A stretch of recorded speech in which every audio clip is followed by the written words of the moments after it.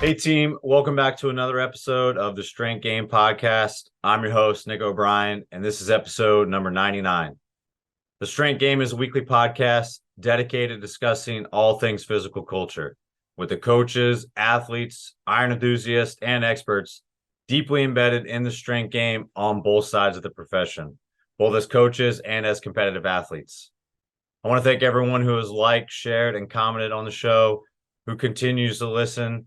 Your support allows us to continue to bring on expert guests and highlight more individuals in the strength game, just like our guests today. Also want to thank our sponsors. Family owned and operated since 1976, Samson Equipment has been specializing in full turnkey weight room buildouts from planning to installation. Based in Las Cruces, New Mexico, Samson provides professional weight room solutions for those looking to lead the way in advancing our strength conditioning profession.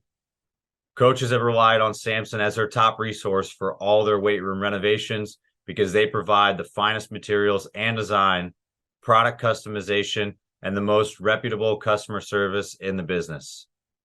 If you're in the market for elite level strength equipment, weight room renovations, or upgrades, be sure to check out samsonequipment.com to see how Samson has been delivering clients a long-lasting yet affordable product for over 4 decades. Also want to thank our sponsor, Cerberus Strength. Owned and operated by active lifters, Cerberus is trusted by the top strength sport athletes and lifters in the world. Cerberus's wide range of products are made by athletes for athletes, truly living up to its moniker, made by the strong for the strong. If you're in the market for the highest quality strength conditioning gear and equipment, be sure to use promo code STRENGTH_GAME at checkout to receive 10% off your next order at CerberusStrength.com. And in this week's episode, I am joined by Connor Agnew. Connor is the Director of Basketball Performance at App State. Joining App State staff in July 2022, Agnew works with both the men's and women's basketball as well as women's golf programs. Most recently, he was a strength and conditioning coach at Texas Tech, working primarily with the women's basketball program for 2 years. Agnew began his career as a sports performance intern, working with the University of Pennsylvania's men's and women's basketball programs. He then spent time as an intern for the New York Jets during training camp for the 2018 season.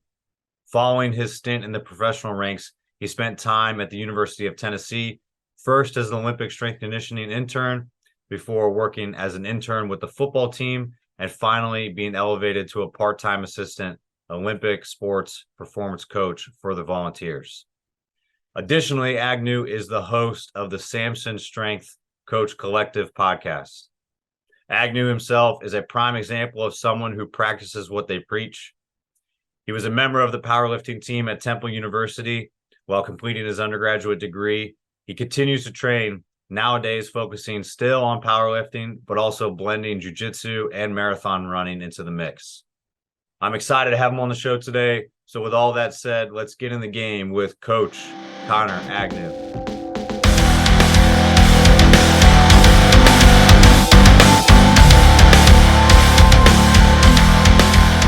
What's going on, everybody? Today, I've got one of the Samson crew. I got Coach Connor Agnew on the show. What's going on today, man?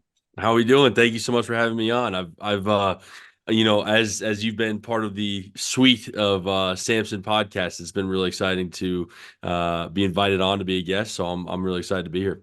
I know. Once I found out you were the new guest, I was like talking to Andy, and I was like, I got to get him on eventually. And then he started linking this up together. I was like, this is the perfect time to kind of do it when you got a little bit of lull during basketball. So, hey, let's hop right into it. How'd you first get started in the strength game, eventually training in strength sports, competing in powerlifting, and kind of the sports you played growing up? For sure. So, my family's they're a very academic family. And like both my parents are like PhDs, and they're very big on the academic side of things. And I'm like the black sheep of the family. I'm the one who likes sports way more. The only unfortunate part about it is I'm not very athletic. like at all. I'm strong, but I'm just not very athletic. So I found out pretty quickly that if I wanted to play, like I played football, wrestling, track and field. Those were my main kind of sports. And every kid in upstate New York plays lacrosse for a year, and different things like that. But those were my three main ones. And I found out pretty quickly that if I wanted to actually see the field or get on the mat, then I would have to be strong, and kind of enhance that quality. So I started lifting a lot. And we were really, really fortunate at the time. We had a weight room at the school, but there was somebody he was an exercise science grad. I'm not sure if he was CSCS. I didn't know to ask that question at the time, but he would kind of just hang out in the weight room. It wasn't like he was really our strength coach, but more they kind of just paid him a stipend to just be there if we had any questions. And so I kind of asked him a lot. And then, with the other throwers, it was really nice to kind of work with more of like the senior group. And then as a freshman, they kind of taught me all about lifting, and then it kind of progressed from there. And obviously I thought I was going to be an all pro linebacker and, make $1 million. And I think like most strength coaches, I found out pretty quick that wasn't going to be the case. And so I found, a lot of fun and a lot of joy in lifting. And I kind of just kept with it after I graduated high school. Ended up joining the powerlifting club at Temple, which was awesome. I really loved that environment, and training with those people was really fun. And that kind of just helped develop my love for it. And, it's at that time where they kind of talked about becoming a strength coach. And, when I thought about it, I was just said, this is way too much moving, and you're not going to get paid enough. Like kind of all the bad things you hear about were the things I initially heard about as well. So I completely shut it down. But then as I progressed through Temple, I ended up doing an internship at UPenn, and it kind of grew my love for strength and conditioning from there. Christy Bartlett, who is now the Olympic director at NC State, was the first ever mentor that I had, and she was awesome. I send her a picture like once every year of this time when she absolutely like smoked me from an arm workout. Like I'm literally laying on the ground, like ready to throw up, and we were just hitting biceps. And so like getting to work with somebody like that and being, it kind of took me back to that training environment of powerlifting, and I kind of drifted away from it for a little bit, and kind of getting back into that just got me excited about it, and we just kept rolling from there. That's awesome. Hey, so you started off like working when you were at Temple, you were on like the rec side. Like Yeah. what was like your initial like, hey, I'm gonna get out of college and this is what I'm gonna do, until like that UPenn internship and you're like, this is I'm gonna solidify myself in strength conditioning. Like what was the other avenue you were potentially gonna pursue? There, there was none really. I was kind of just, flying by the seat of my pants on that one. I was just, I ended up taking the job at the rec center, which was an awesome job. I loved it. And, I got to be a supervisor, and that felt great. But at that time, I kind of just didn't really know. I knew I loved exercise science. I knew I loved lifting. I knew I loved that whole process. And so I think it was potentially being a personal trainer, working in the private sector.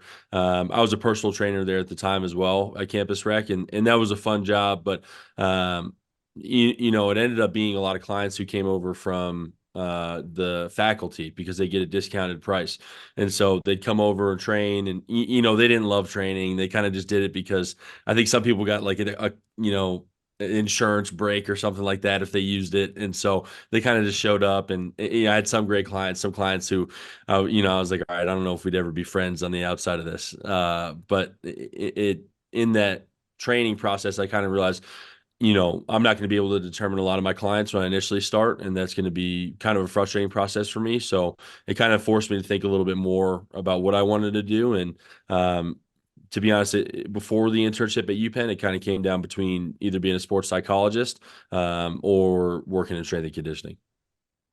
Interesting. Yeah, so I I don't know because I haven't done personal training too much.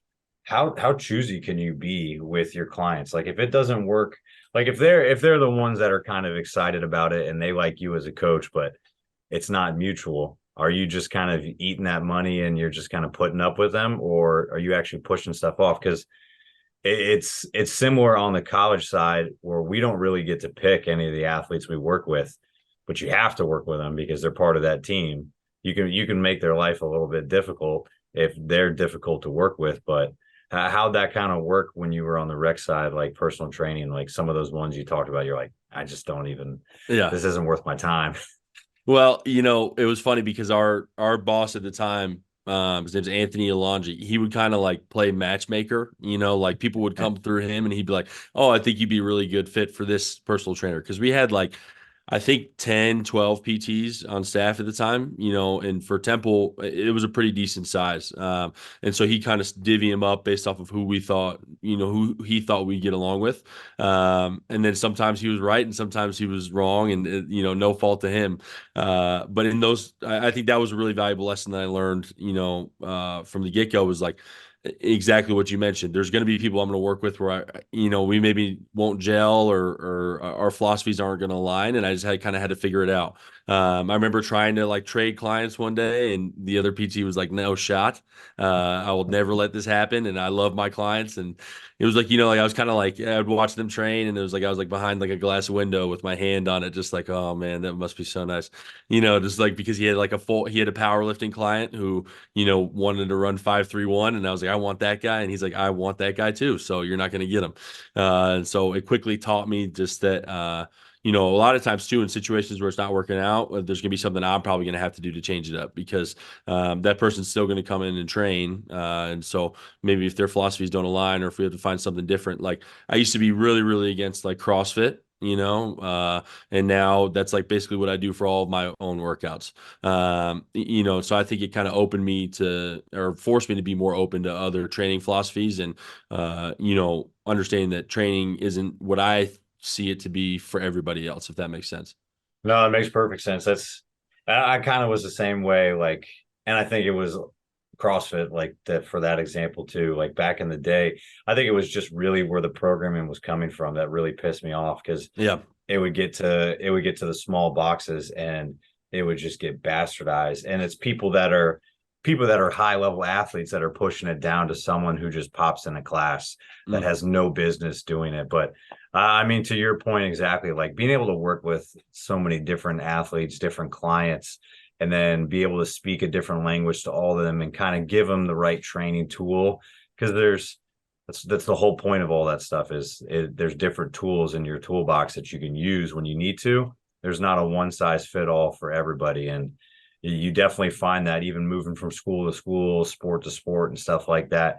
You kind of talked about that sports psych stuff. I know you ended up going back to school to get your master's in that.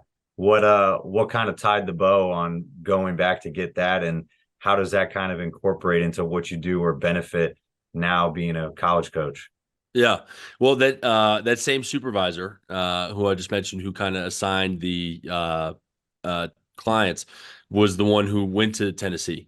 So I got my master's at University of Tennessee, and he was like, "Dude, you're gonna love it." And I went down. I remember my best friend in college. I was like, "Hey, do you want to just go down and visit Knoxville for a day?" And we drove down, and we went out and we got some drinks at a bar, and there was a couple of guys there who I think were trying to hit on us, if I'm being honest. And they paid for our drinks, and I was like, "Hey, this is a pretty cool place. I'm okay with this." And so we ended up just having a good time at Knoxville, and I came back up the next day, and I was like, "Well, let's do it," because it was something that I think my parents always instilled in me, is always like be open to adventures, always looking for something new. And even though I was so against moving, I thought it'd just be kind of a fun adventure. So we went to Tennessee, and my time there was really, really valuable from what I learned from the sports psych side. I was even thinking about it this morning. Like, I really appreciate my time working on that sports psych side, because, to me, there's a lot of extremes in the psych area of strength and conditioning. And I think a lot of people kind of fall into one side is, it's all this toughness training and being dogs. And, like if your shins are bleeding from deadlifts, then you're doing a great job and things like that. And then you've also got too much of the, like, athlete advocate. Like if they come in and say they're sore today, then okay, we'll foam roll and play patty cake in the corner for the next 30 minutes, and then we can leave. Like I see a lot of extremes, and I think it really forced me to get in the middle of that, because my training at powerlifting, like was basically like they try to make it like, Louis Simmons style gym. And of course it was just a bunch of 18 to 22-year-olds who were not nearly as tough as those guys. But on that sports psych side, I also did learn a lot about the importance of choice for an athlete. So, maybe if they come in and say they're sore, it's not necessarily that we don't train for that day, or we don't have to make massive adjustments, but we could give them a choice. Okay, well, instead of front squats, do you want to do goblet squats today? And, it's the exact same movement, but, a lot of research shows that athletes are going to be more invested in it because they at least had the choice. Even if they stick with front squats, they at least had that little amount of choice within it. So, the biggest thing that I learned from there, it was called self-determination theory. And it really has three components. And the first is competency, which means like, does the athlete feel like they're good at what they do? And then relatedness is the athlete, do their values align with the group? Do they feel like they're part of the group? And then autonomy, which is, do they have a say over what they do? And so if those three things are taken care of, then an athlete's quality and motivation is going to be much higher. And it was really interesting to see that theory. And then, we'd learn about it, and I immediately go train groups, whether it was with football or the Olympic side of Tennessee. And you could literally see on, some of the guys who the strength coaches loved and said were the best, athletes in the weight room possible. Those were the ones who kind of hit all those three components on the head. They felt like they were good at what they do. They felt like they belonged in the group, and they felt like they had a choice. And then you could see the guys who coaches would battle with every single day. Didn't reach those three components. They didn't have high quality competency or relatedness or autonomy. And so it was really interesting to go from that class and then see it applied in the strength and conditioning side. And it's something I really try to emphasize still today.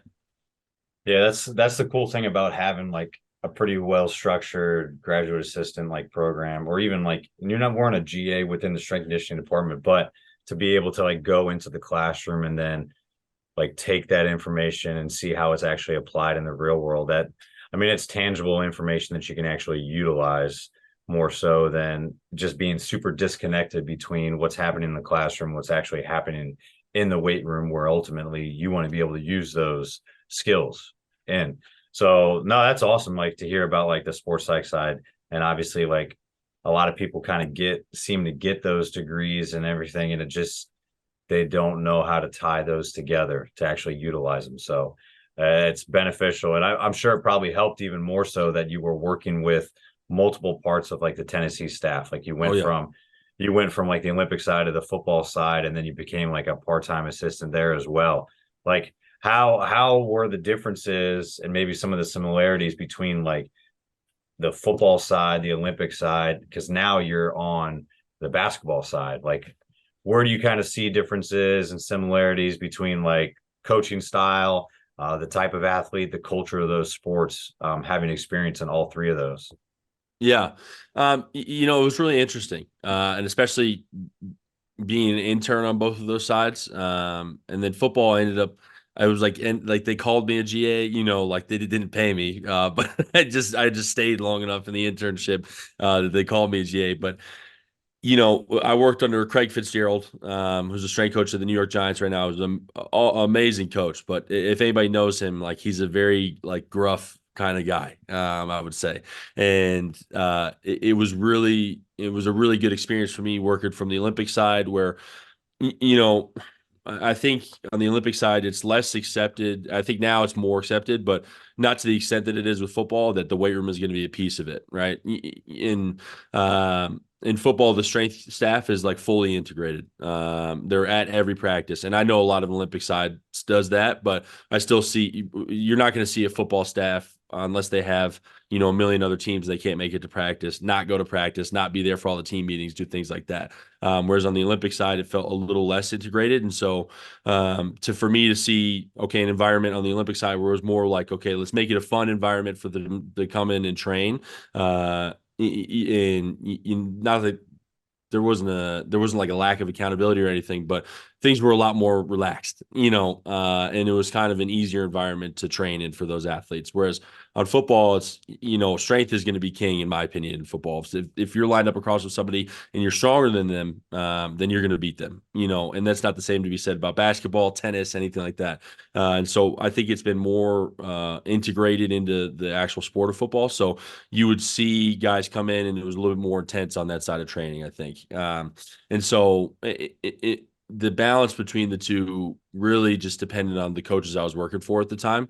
Dan Worth at Tennessee is like the nicest human being you would ever meet. And it's so funny because I shared an office with him and he'd be so nice to everybody. And then every once in a while, like he'd make a comment to me and I'm like, who is this person? Like I remember like I was upsetting him one day and he was like, man, I just want to put you in a chokehold.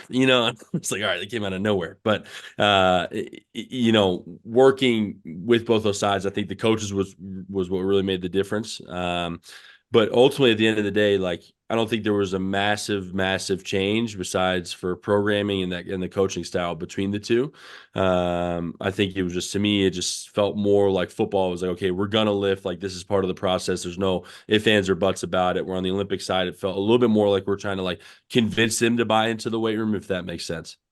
Yeah, it makes sense. I was going to say, is it football is notorious, like exactly for what you said. Like if you line up against someone like strength versus strength, like you want to be the stronger guy. And that's kind of universal when it comes around to any of those teams just for that sport. But it's a little bit different. Like if you have a soccer team, you have a basketball team, like you have a lacrosse team, whatever it is, like strength isn't just the only factor that kind of comes into play. Not to say that for football, but it's a very important factor when it comes to football.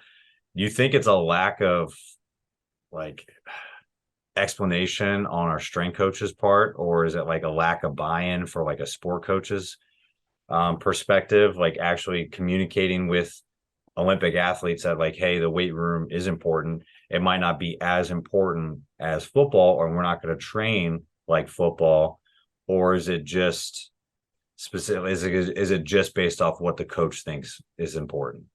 If that makes sense. Yeah, I think the coach plays a massive role in it. I've been fortunate enough that I've worked with sport coaches who have really been bought into that weight room aspect.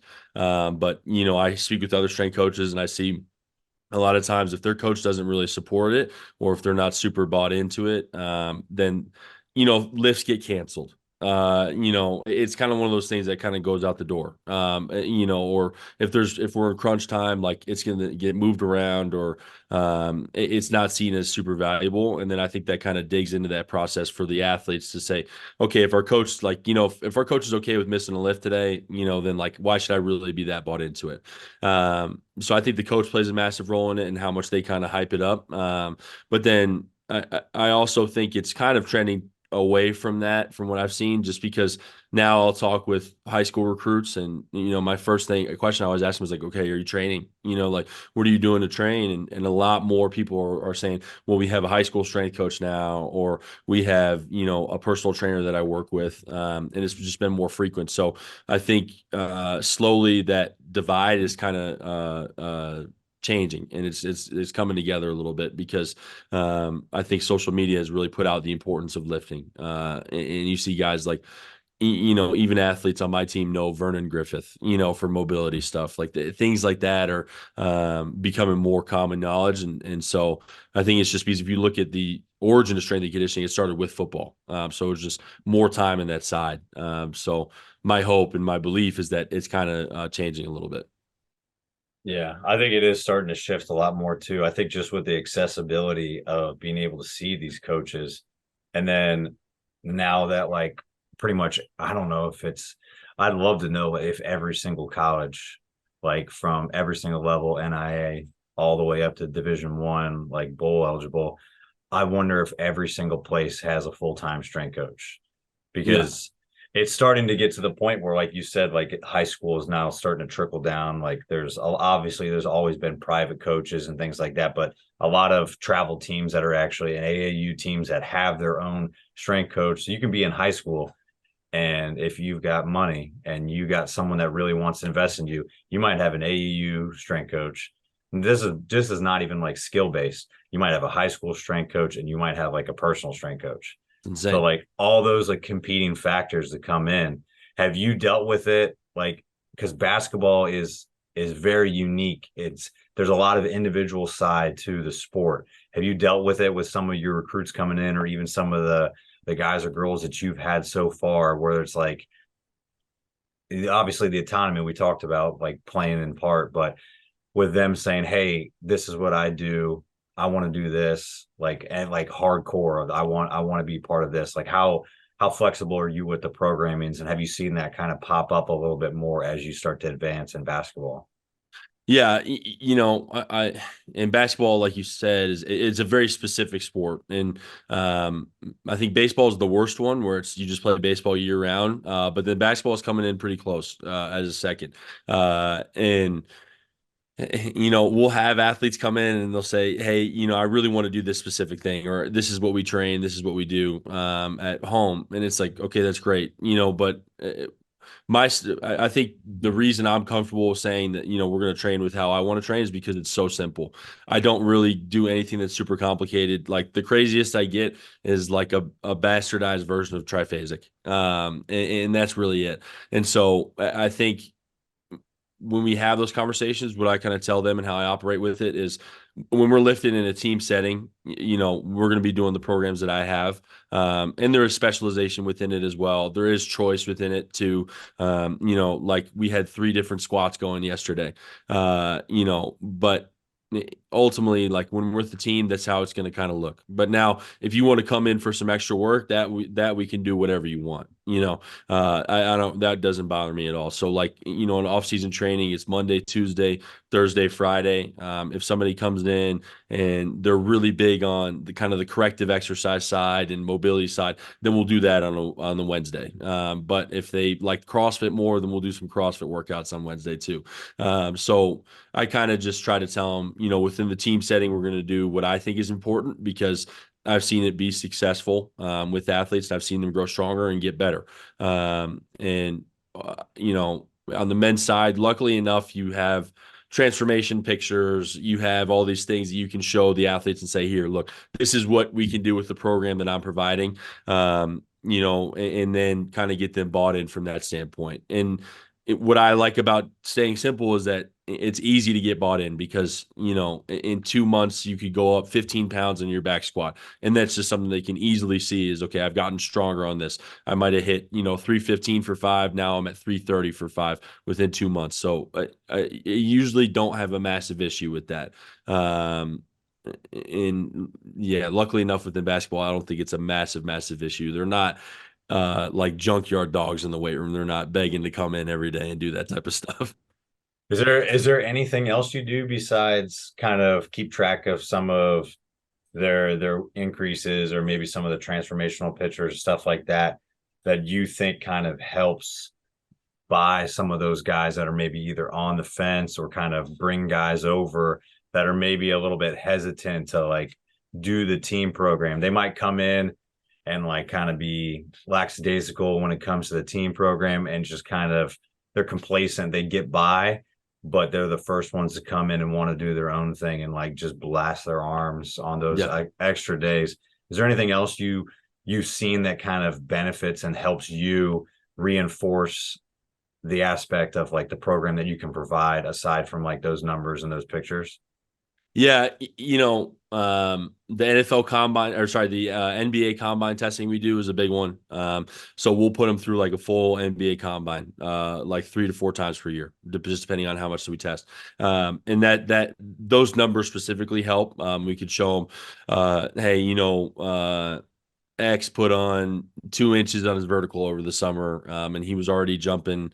We've got a guy on our team who's like insane. I have nothing to do with this. But he has like an approach vertical of 49 inches. Like it's just absolutely absurd. You know, I think that those combine testing numbers kind of help. But then really the biggest thing is, and I do this with athletes who kind of annoy me too, is I will just hype them up nonstop. Like I'll find him, I'm like, dude, you look so freaking jacked today, and he'll be like, really, and I'm like, yeah, you're just freaking shredded, man, like not in a condescending way, but in a way where I'm just like, man, I love your squat technique's gotten so much better, and just trying to be overly positive with them, and even if it's like somebody who I might kind of butt heads with, or maybe not 100% bought into the program. I've seen the more you kind of just compliment them and kind of just, build their confidence up.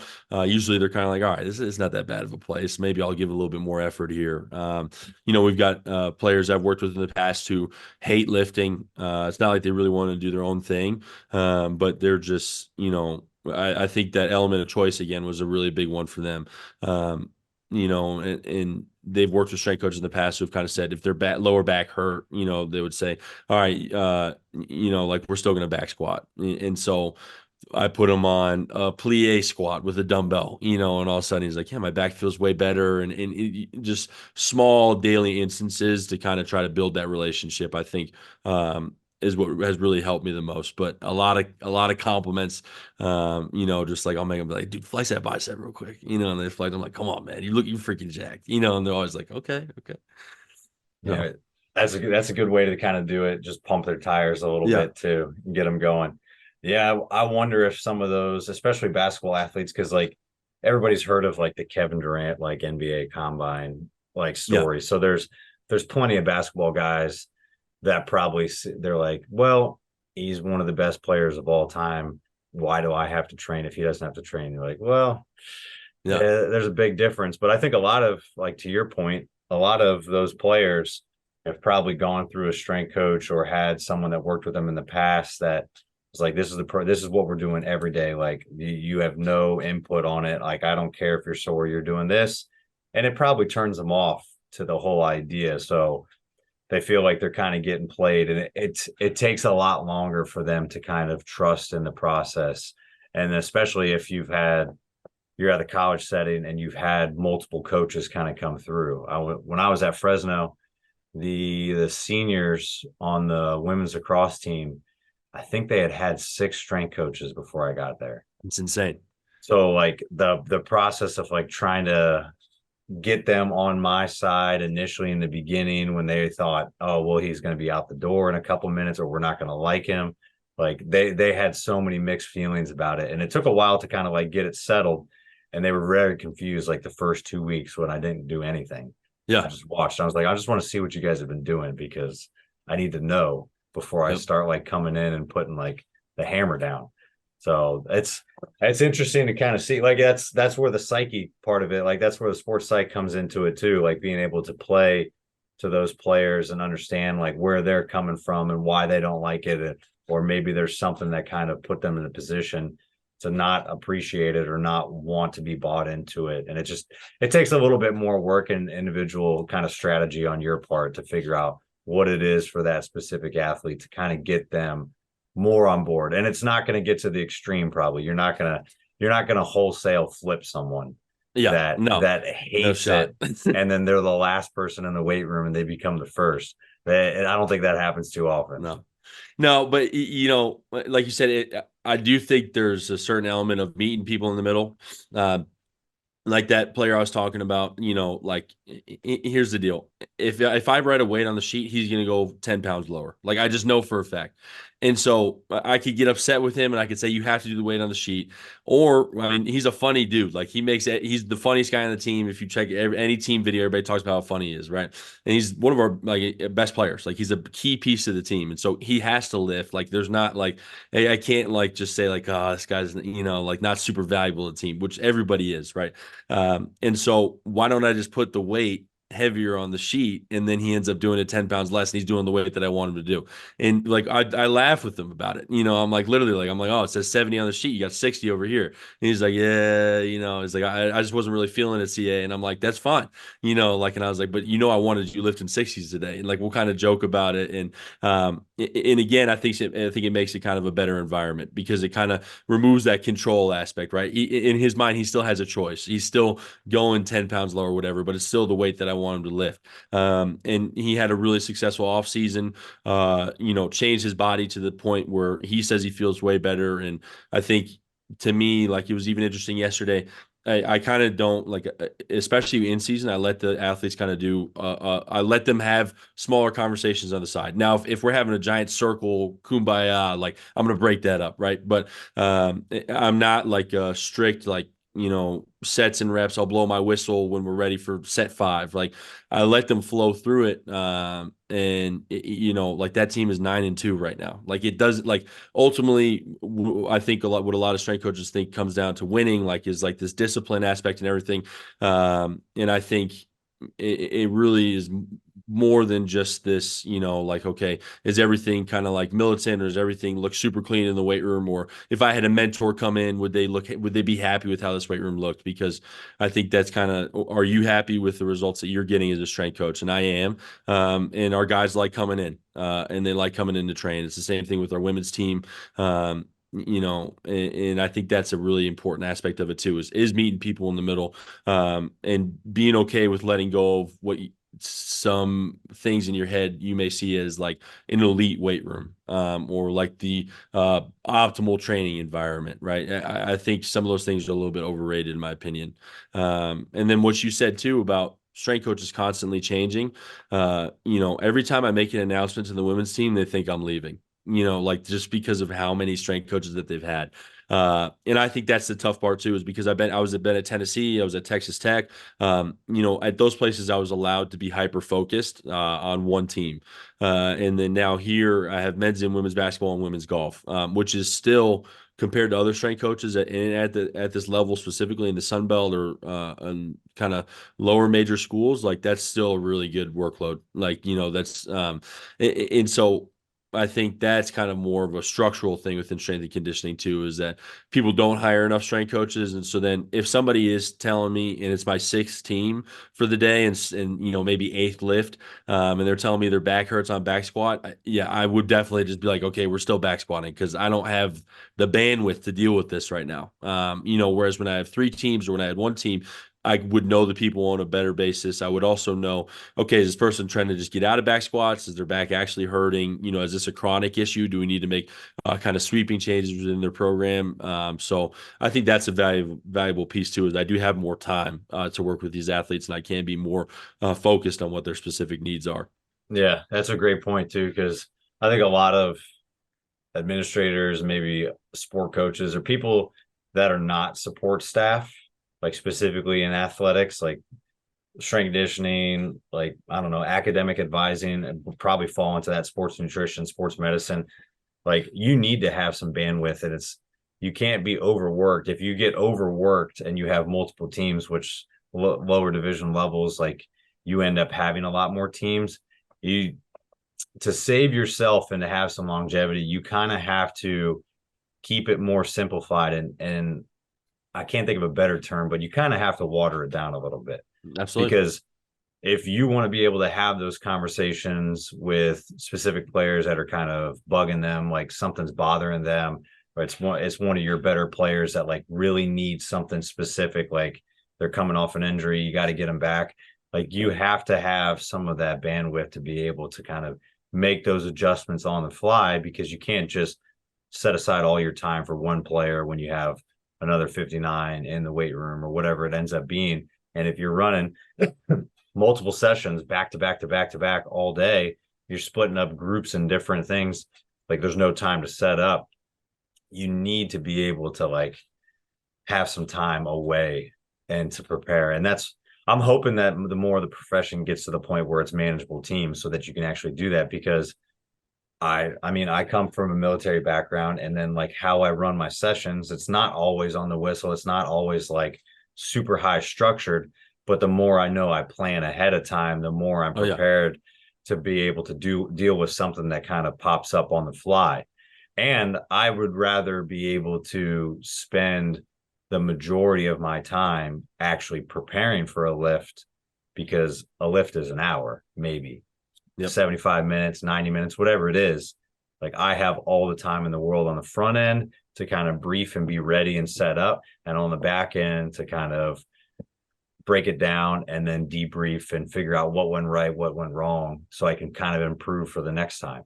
And a lot of times when you're running so many teams and you're back to back to back and you're in a small department, you never get a chance to do that. And you end up running the same program over and over. And you're just really trying to pump people through like a factory, which is Hmm. not conducive at all. No, no, no, no. And it doesn't get them to buy in. Like and I think that's, athletes are super smart, right? Like there's a reason that they're highly successful individuals, and like they know that, like, if I'm giving the same program to women's golf and men's basketball, like they're aware of those things, and I think it kind of limits their buy-in. Where I mean, I still give them mostly the same program, right? But then I'll put in some stuff that's basketball specific or golf specific, so that we can kind of keep that buy-in. But like you said too, with all those groups during the day and everything, like when I'm like exhausted, the first thing that goes out of the window for me is like mobility and quality warm-ups, right? Which are like the kind of the key things. And so like maybe it's like, all right, let's do our in place warm up today so we can get through this lift, right? Whereas we can use that time to do just a little bit extra mobility work, or recovery at the end, maybe a little bit more rushed. And those are small things, but I think those are things that get athletes bought into, because like with our basketball guys, their number one thing is like feeling good. And I've got no problem with that. Like, and we have the conversation a lot where it's basketball. You're not going to like, nobody feels good in the middle of the season. But how can we limit that as much as possible? How can we make you feel fresh enough that you step on the court that you're okay with where you're at on a physical, like in a readiness basis? And I have the time to invest in those things. So we do more mobility stuff. I have time to also not just give them the same mobility thing every single day, because you need to keep it fresh for athletes, or else they're going to get bored and then they're going to start having sloppy reps. And it's just not going to be, like you said, conducive to a high quality training environment. Definitely. Hey, so when it comes to kind of your own training, like, and you're trying to maybe recharge that bandwidth or get away from the athletes for just a little bit and kind of get in your own zone, how's your training kind of evolved, and what do you Yeah. end up doing day to day now, especially like in the midst of basketball season, which is chaotic on hotel lifts on the road, hopefully squeezing in some opposing places, gyms, and maybe connect with some people. What are you kind of doing now? Yeah. Maybe off basketball season and then basketball season. Off basketball season, I definitely train more. I'm really bad about it. Like when things get busy, I'm like my training is not great. So off basketball season, this past year I ran a marathon.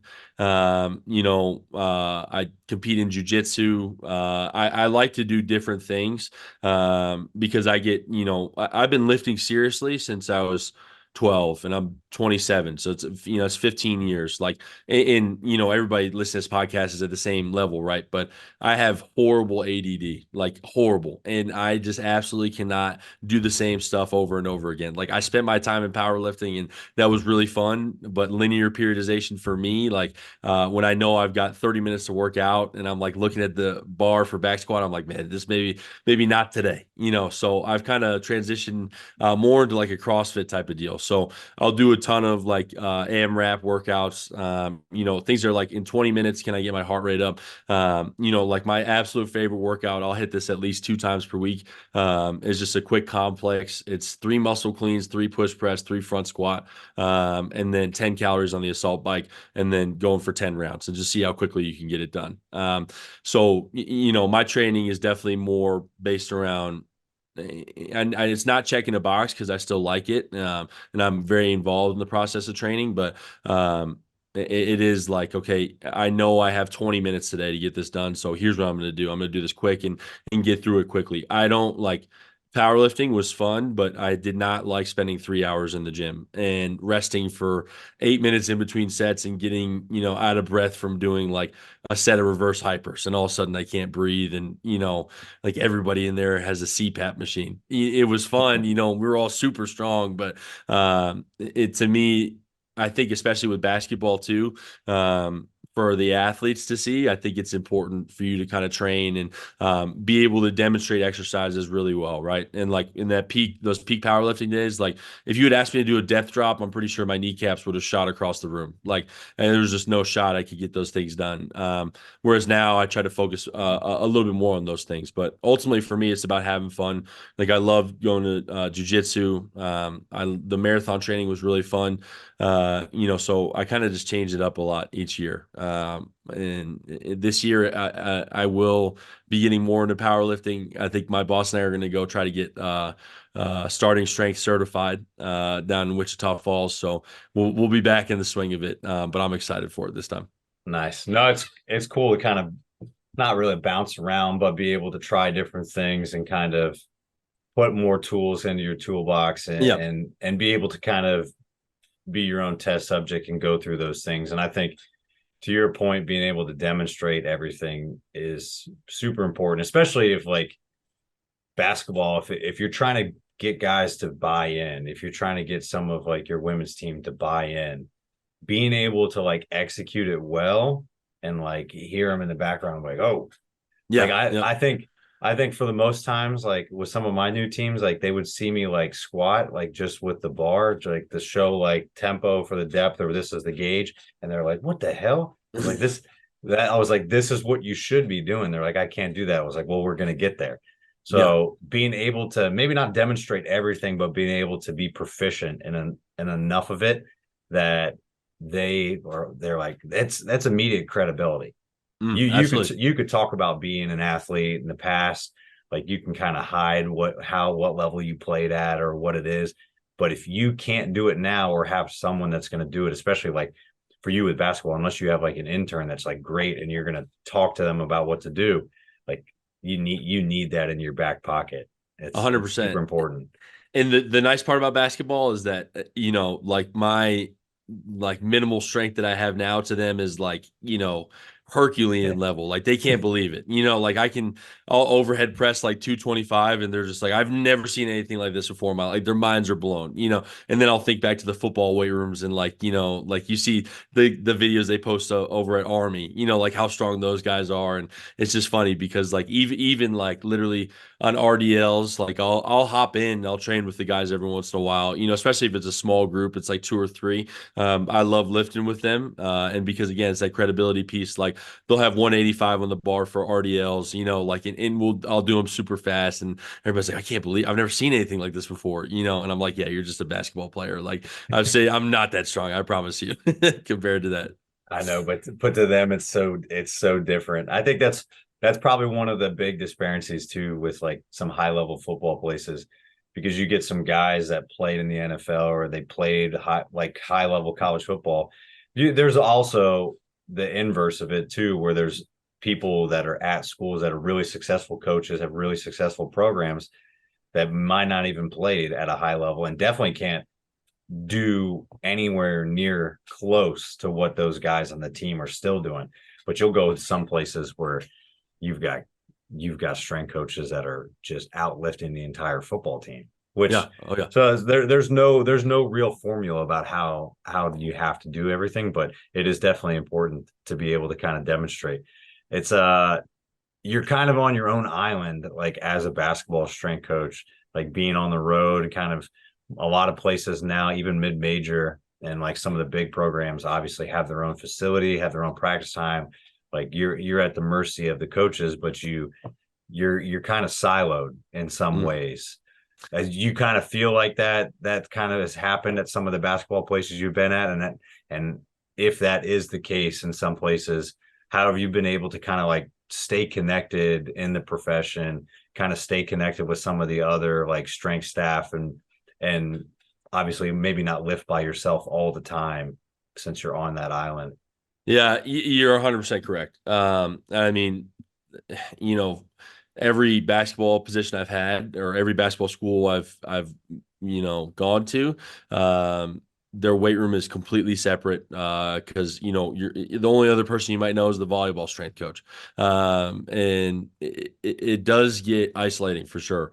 I think to me. And now this is an interesting piece, and I'm glad I kind of get to talk about it. It's a struggle sometimes because I really want to connect with the sport coaches as well. And I have great relationships with all of them. And it's really nice too for me because I'll head over here and their offices are in the same wing. So I just literally just go down one by one to each of their offices, assistant coaches, dobos, everybody. I just say what's up and then kind of move on from there.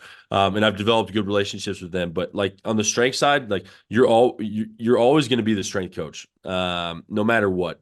There's only one strength coach I've seen who really kind of has integrated himself into that staff to that specific level, and that's Darby Rich. But he played, and he was a former basketball coach, and so it is like kind of this like you're on the inside, but you're still on the outside. Like they spend all this time in meetings, going over film, talking about recruiting, doing all these things, and it is a little bit isolating sometimes because you're like, all right, like we can talk about like, I'll make them laugh about something else. But when it comes down to it, like that's their core group is that staff, is that basketball staff. And it's like you can see it in the group chats, right? We have an all staff group chat and then they have their coaches group chat. Because I don't want to hear text messages about, okay, this guy's playing at, Carolina Tar Heel Elite at 5 p.m. Like I don't want to hear that stuff. But relationship development is also time, and they spend more time with each other. So, basketball strength coaches kind of get put in this weird spot where you're not spending that much time with the strength staff in the main weight room. You're not spending that much time with the coaching staff, so you spend a lot of time kind of by yourself. And how I've navigated it is one, having coaches that I call almost on a daily basis. Other strength coaches will kind of check in a lot, and then two is really trying to find high quality interns and high quality GAs that can kind of come work with me. And that's made a massive difference because even one of them has actually come up. He came back and visited. He's a GA now at West Georgia. He's coming back and visiting for the like these 2 days just to say what's up and hang out and be around the team. And I think having those people and being able to mentor them and kind of teach them the process of strength and conditioning has kind of helped me navigate that a little bit. And I definitely noticed too, like when I have, interns who maybe don't want to be strength coaches or kind of just looking for experience, like I'm not as happy because I'm not working with somebody and I don't, like the fun part about strength and conditioning is like when you come in after a lift and you're like, can you freaking believe what this athlete did today? Like, what the hell was that? Like you kind of just break it down, you talk about it, or, if something's going wrong with the sport coaches, it's like, it's an outlet that you have with people who 100% understand what you're going through. So I think, having those people who know the team, who you can talk to them about this stuff, it makes it a lot more beneficial. And then the other thing too is like just going over to the main weight room. I think you have to do that a lot. Like, I don't think it's fair for you to expect people to come over and see you, right? Because like it's like what is I'm like some messiah that people are supposed to come over and hang out with. I'd rather go over and see them and develop those relationships over there. So like my big thing was we have a ton of GAs here. We don't have very many full-time strength coaches. I asked to be over the GAs and kind of help educate them. We have weekly meetings on Fridays. So things like that are fun, but it can definitely be isolating. I'm glad you brought it up because basketball is a weird deal from that standpoint. Yeah, it definitely is, especially like even not just basketball, but it's interesting to hear that point of view. But like when you get to some of those Power Five schools where you might only have two sports, like there's plenty of places that like, okay, you have wrestling and volleyball, or Yep. you have a sport that's your primary that you travel with, and then there's like a secondary sport that might not necessarily be super involved in the weight room. But even regardless of the sport, if it's basketball, if it's football, is a little bit different just because you're a staff. Mm. Like basketball, you're a one-man staff for a team. So like you said, like it's weird to kind of hear like you're on that outside end. Like Yep. you have like a foot in the doorway where you can kind of take part of it, but you also kind of know when the best point to like exit is and be like, I don't need to do this. Yep. I remember being like that for a few places and with a few sports and realizing like, all right, is my time here really valuable, or am I just like trying to like be invested with the staff? Am I really like getting the most out of what I'm doing right here, or could my time be used somewhere else and I still have the same relationship with them? And that's kind of a tricky thing. You have to kind of like tiptoe around and figure out like what the coaches want, what you want, and then what kind of works for both parties so that you can get the most out of what the time you're spending with them, but you're not spending extra time that you could be using elsewhere, if that makes Absolutely. sense. And that's where our women's staff is awesome because we'll go in, we'll have a staff meeting. And the first thing they do is they'll talk to me and the athletic trainer, and then we get to leave. And it's the best, because like it's like even, like I love the assistant coaches. So like I'll be heading out and then like, I can kind of see them like, damn, I wish I was leaving right now because they're gonna spend an hour on film. Like it's a different process for those sport coaches. So there's definitely benefits to it as well too. And I like having my office back here. Nobody knows what I'm doing on a daily basis, and so it's nice because it's like, okay, I can do my continuing education and not feel like people are walking past and like looking at me reading a book, or even like interesting stuff. Like I'll see stuff on Instagram and I'll kind of like watch videos, like because that's a big resource for strength coaches too. And like I get nervous sometimes about what other people think about what I'm doing. If people constantly saw me on my phone, they think I'm playing like Candy Crush or something like that. Like that's where my brain goes. So it can be isolating, but at the same time, it's kind of nice to be on your own island a little bit. Yeah, it's nice. I think it's better to be able to at least have the ability to kind of go somewhere else too. Like Yeah. you said, go to the main facility, kind of go chop it up with the rest of the strength staff. Since you're kind of the one by yourself, like it's your obligation to go over there and kick it with them and see what they've got going on. When you're on the road and everything too, like do you try to get into some of those other facilities, or what are you doing with those guys when you travel too? Like Yeah. is it there's a benefit to kind of getting outside of like App State stuff and travel too, or is that become more burdensome at this point? No, I like it a lot. I love hotel gyms, and like this was a really cool one. So we had a tournament down in Florida, and I went into the weight room and I was like looking to the left, it kind of just looked normal, like for the hotel weight room, like it just, they had like dumbbells up to 50, like kind of the standard stuff. And then I looked to the right, and it was literally they had every single Kaiser machine that I've ever seen.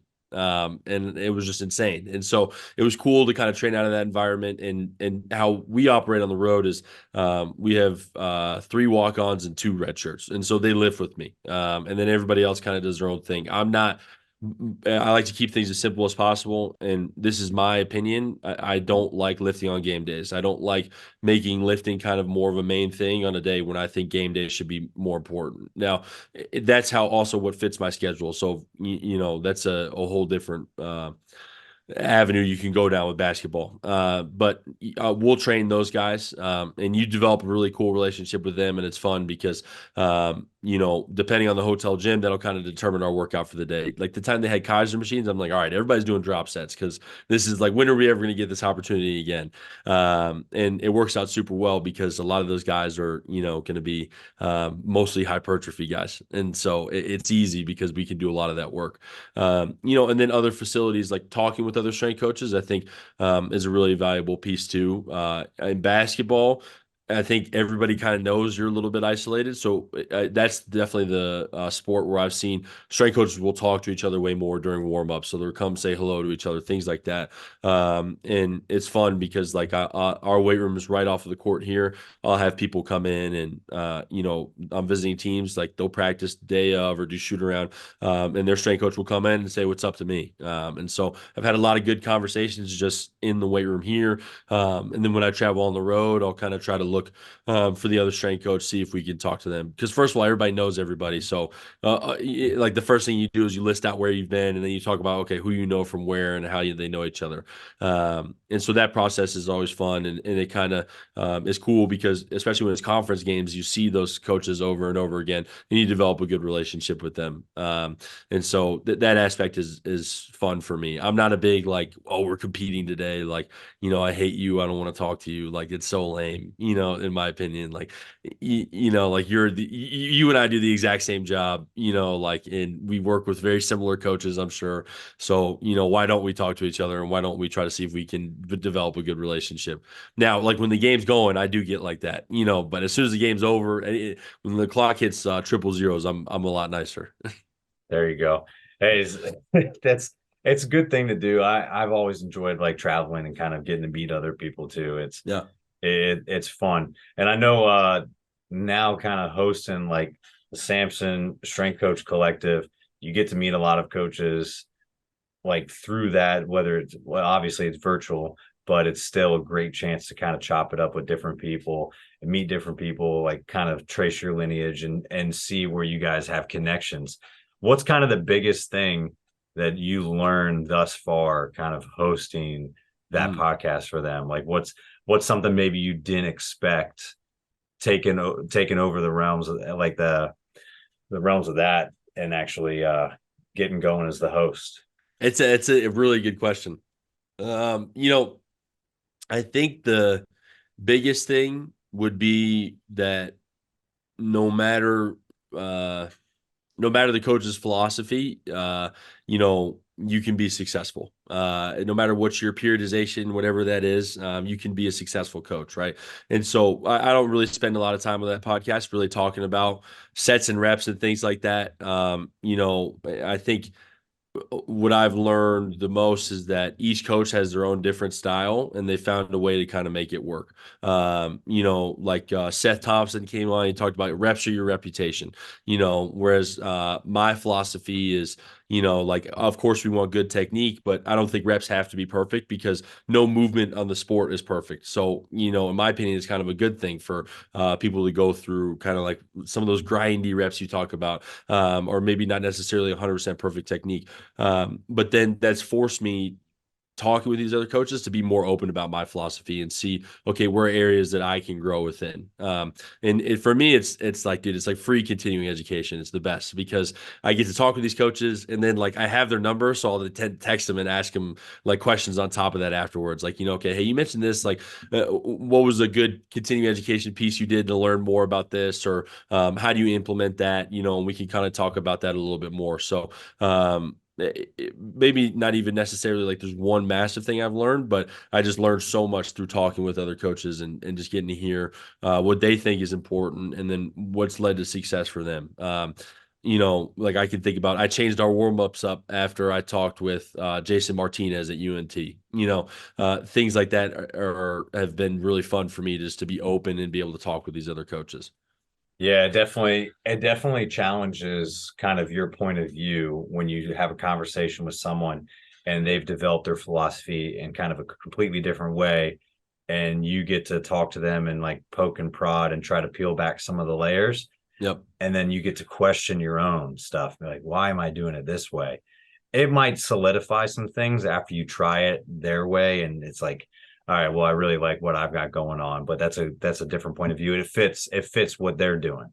Yep. But no, I think I've found the same kind of thing talking to people, and I don't talk a lot of sets and reps on here either. So just being able to hear someone else's point of view, kind of their experience and their background, getting to their point in time where they currently are, has really shaped everything that they do in their coaching style. So yeah, that's awesome. Yeah, it's hopefully you get to continue that moving forward. It's definitely a benefit for as much work sometimes that it ends up being. Like I think you reap the rewards on the back absolutely. end. And then one thing too that now I think about it, I struggle a lot, especially with social media stuff, like seeing what other coaches doing. I'm like, man, am I doing enough for the athletes? Am I doing what's good enough? I think every strength coach, what I've learned is asking themselves those same questions too, right? And it's like, that's like the dangers of social media is, like everybody always talks about, like those are the highlights that everybody posts. Like if somebody's putting up a guy squatting, right? They're going to put their heaviest squatter on the video. They're not going to find the guy in the corner who's a freshman and has been, just broke down his technique and he's trying to learn how to get stronger. They're going to put their best squatter. So sometimes I catch myself playing the comparison game where I'm like, especially with basketball strength coaches, like, oh man, that's the exact same movement. I know our guys on average are a little bit lower than that. And then I'm like, yeah, I bet his guys on average are a little bit lower than that too. In playing this guessing game is not so fun. And I shouldn't really doubt myself on a lot of the things that I kind of doubt myself on because every other coach goes through that same process.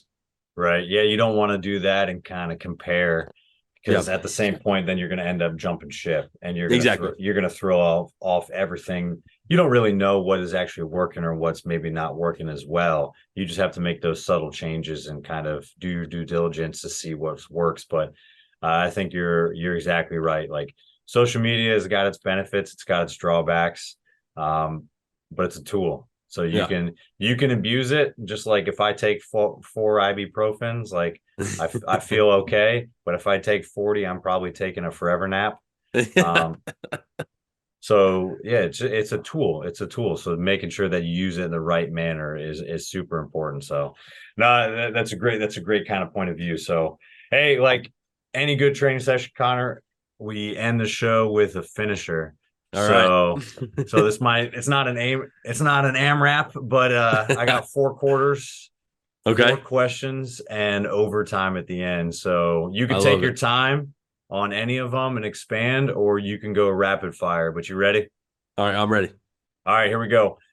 first one, biggest influence in strength and conditioning, and biggest or actually favorite athlete growing up. Okay.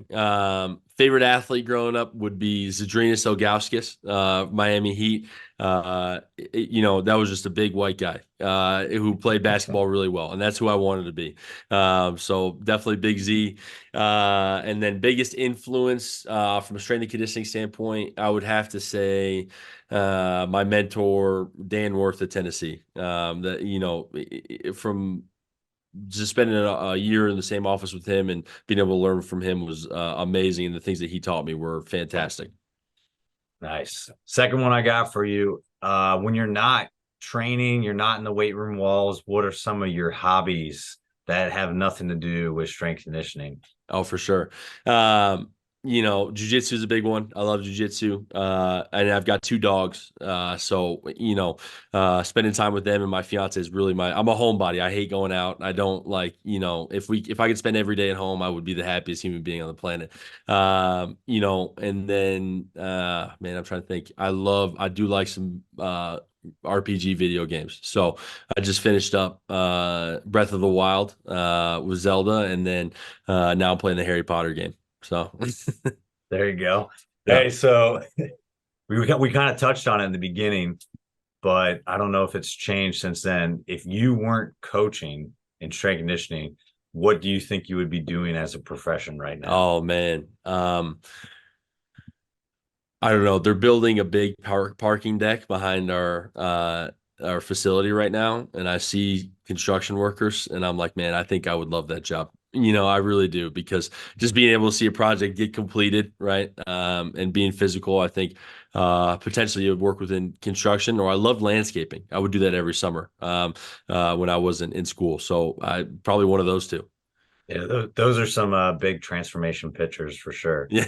Oh yeah.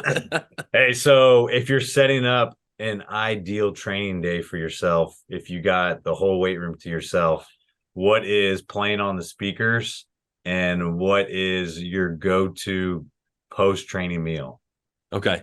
It would definitely be either Motley Crue or Metallica. Those are kind of what I like to blast when it's just myself in the weight room. And then my favorite post training meal, I mean, it has to be Chipotle. I don't know. People knock on Chipotle a lot, but I love it. And the just the fullness that you feel when you sit down after a Chipotle meal, and like I almost take a nap every single time. It's the best. It's a good feeling. Hey, so last one I got for you for overtime. What is the most valuable piece of advice you've received? And if you want to share, from who? Yeah. Man, I've received a lot of good advice over the years. Um I think the best advice ever was just to be genuine and be yourself. Like, cause I'm a weird dude. Like, even at team dinner last night, right? Like, we talked, like, we went and got a steak dinner. And I like my steak like as rare as possible, and everybody will make fun of you for it, right? But it's just a small example of it, but like, I like taking things lightly. I like not, you know, making things super intense, if that makes sense. And that's just not who I am as a person. So I found myself early in my career kind of trying to fit a mold of, what I think would be the stereotypical strength coach. And then a coach I spoke with just said, hey, dude, just be yourself, because you're going to be a way better coach. And I'll tell you from that standpoint too, like I'm like coming into work every day. Like if I was trying to fit a different role or try to be somebody else, I wouldn't be happy. And so it's just fun. And even if who you are, I think all strength coaches are weird people. If you really get to know them, like, and I think if they can kind of let that out, they'll be happy in their career for sure. Definitely. No, that's great advice. Obviously, like if you're trying to be someone else, you're trying to like fit the mold or a different persona, it's like you're wearing someone else's skin. Yeah. It's going to come back to bite you one day. You're not going to enjoy the process. You're not going to enjoy coming into work.